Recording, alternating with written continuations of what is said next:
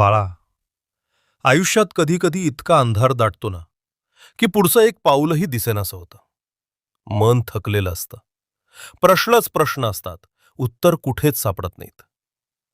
अशा वेळी कुठेही भटकू नकोस बाळा. गुरुचरित्राचे पारायण कर.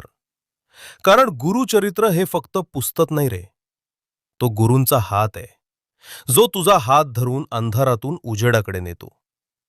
तो दिवा आहे, जो संकटात वाट दाखवतो. ती संजीवनी आहे, जी हरलेली मन परत जिवंत करते. तुझ्या प्रत्येक प्रश्नाचं उत्तर त्यात आहे. तुझ्या प्रत्येक वेदनेवर औषध त्यात आहे. आणि प्रत्येक संकटातून बाहेर काढायचा एकमेव मार्ग म्हणजे गुरुचरित्र. फक्त वाचू नकोस बाळा. मन लावून वाच. विश्वास ठेवून वाच.